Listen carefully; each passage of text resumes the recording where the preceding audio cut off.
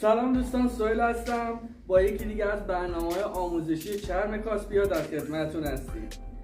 امروز میخوام بهتون یاد بدم که چجوری این کیف کراسبادی زیبا رو برای خودتون درست بکنید. الگوی رایگان هم براتون توی دیسکریپشن گذاشتم، دیگه نمیدونم واقعا چیکار باید بکنم. لایک و سابسکرایب یادتون نره، از ما حمایت کنین لطفاً، ما رو به دوستان خودتون معرفی کنین و اینکه بریم ببینیم این کار چجوری باید درست. دوستای عزیز، اولین چیزی که ما برای درست کردن این کار بهش نیاز داریم الگو هستش. من این الگو رو براتون به صورت رایگان توی دیسکریپشن گذاشتم، میتونیم به راحتی دانلود کنیم و بعد برش بدیم و بعد این کارا رو بچسبونیم روی چرم. خب باید با چسب کاغذی الگوها رو روی کار بچسبونیم. حدوداً 3 پا تا 3 پا و نیم چرم میخواد. کل کار رو چسب میزنیم و بعد شروع میکنیم به سنبه زدن.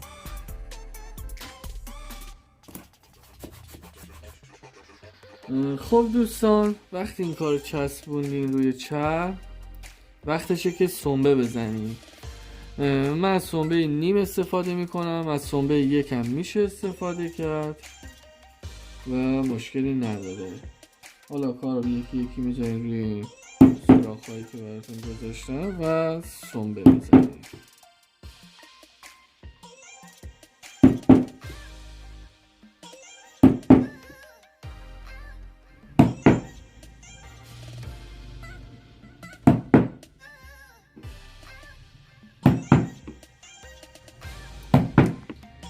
خب دوستان، ما کار سنبه زدیم و الان وقتشه که ببریم الگوهامونو.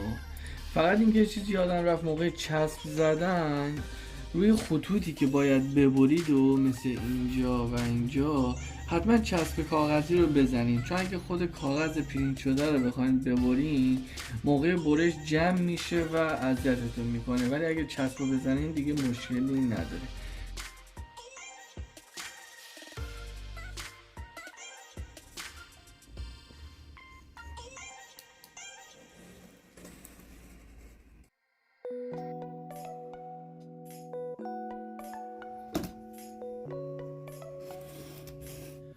دوستان، ما این کار رو برش زدیم، میخوایم این قسمت ها رو ببریم لیویس کنیم. ببینید این تیکه های کار که مربوط به حلقه و اینجور چیزاست، دستگیر و حلقه و اینجور جاست، اینا رو باید ببریم برای لیویس.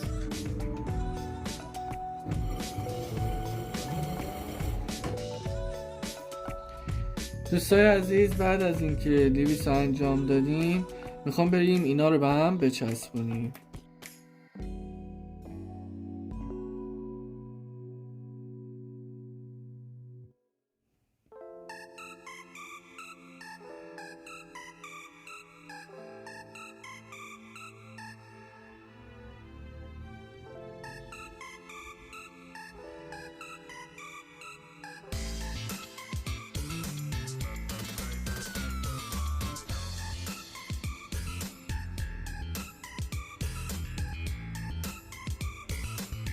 دوستای عزیز، الان وقت رنگ لبه است. ما باید رنگ لبه بزنیم و این قسمت هایی که توی این حلقه مستطیلی ها داریم که 2 سانتیه و حلقه 2 سانتی، برای اینکه اینا رو بچسبونیم اول باید این قسمتشو وسطشو که بعدا دیگه نمیتونیم رنگ لبه بزنیم، باید این یه تیکه رنگ لبه بزنیم بعد بچسبونیم. و کافی یه ذره اینجا رو سیاه کنیم، خیلی مهم نیست، حالا سیاه حالا هر رنگی که هست منظورم. 2 طرف رو میزنیم و میذاریم خوش بشه. بعد از اینکه این قسمت ها رو رنگ زدیم اینا رو باید بچسبونیم و بعد شروع میکنیم رنگ لبه. تمام این قسمت ها رو باید رنگ لبه بزنیم، ولی با این 2 کاری نداریم. تیکه عقب جلو رو فعلا کاری نداریم، ولی بقیه جا رو باید همه رو رنگ لبه‌شو انجام بدیم.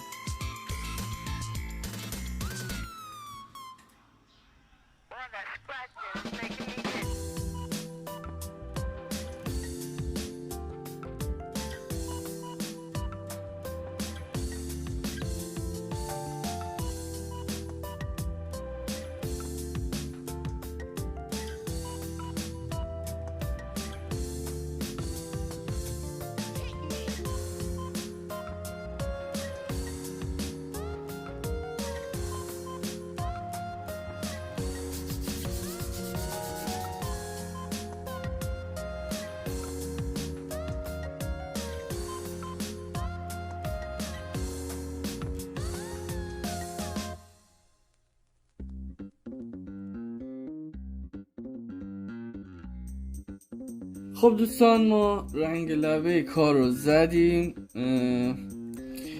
این قسمت ها هم که میدونین وقتی به سمت داخل چون میخواد دوخته بشه، این جاهاشون نیاز به رنگ لبه نداره. حالا اگه دوست داشته باشی میتونی همچون یه دور بزنی، ولی در مجموع نیاز نداره.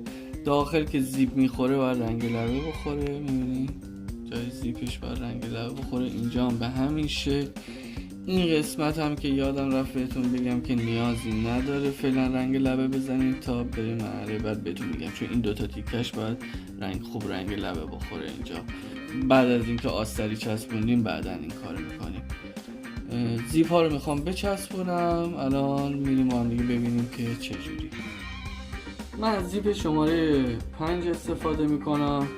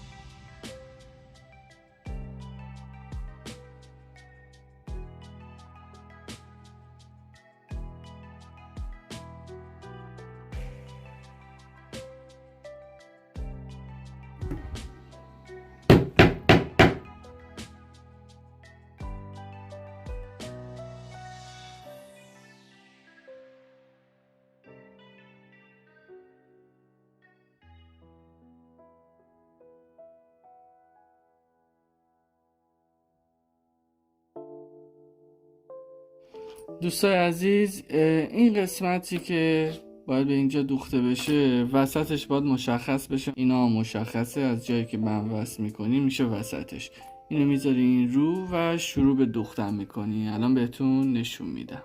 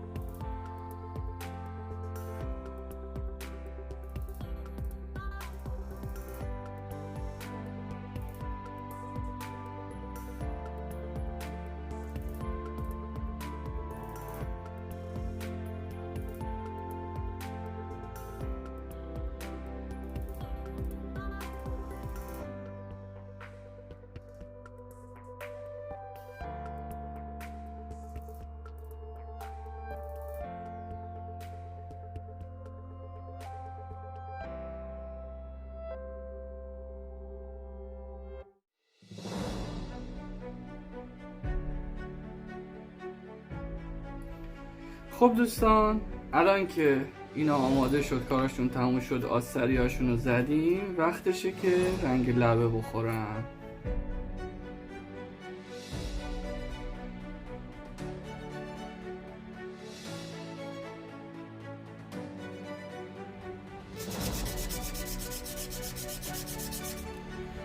دوستان عزیز، همونطور که تا الان دیدید کار به اینجا رسیده و این قسمت کارم یه طرفش رو دوختیم، باید این طرفش هم دوخته بشه به این شکل از رو و گرد میشه اینجوری. وسطش هم که از قبل مشخص کردیم و اینا هم آماده شد، رنگ لبا تموم شده. اول باید پشت رو بدوزین دوستان. پشت کار باید به کدوم ور بخوره؟ به اینجا. میبینی این دستگیره یه طرف پشت زیپه، پس این میشه پشت کار. اینو اینجا میذاریم و شروع میکنیم به دوختن.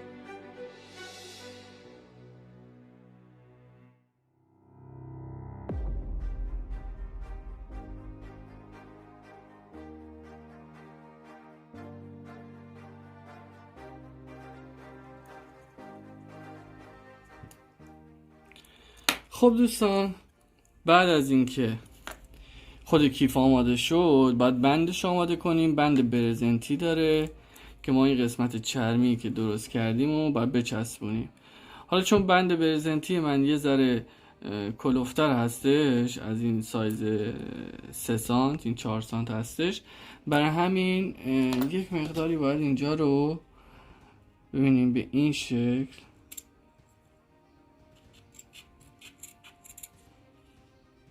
یا حالت چرت بهش بدیم.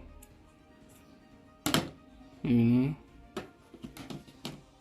این تیکه رو میچسبونیم تا این پایینش اینجا به خوشگلی جا بشه و مشکلی نداشته باشه. اینجوری جمع میشه پایینش و خوب میمونه.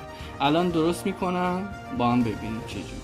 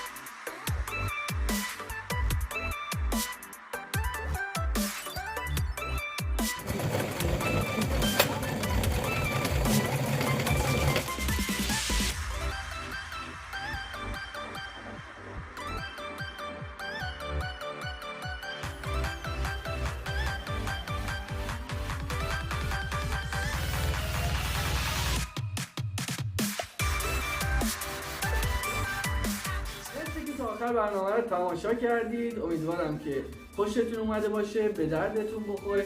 خوشحال میشم عکسای کارهایی که درست میکنین رو برام بفرستین و اینکه بازم میگم ما رو سابسکرایب کنید، لایک بزنید ویدیو رو اگه خوشتون اومده و ما رو به دوستان خودتون معرفی کنید. تا برنامه بعدی.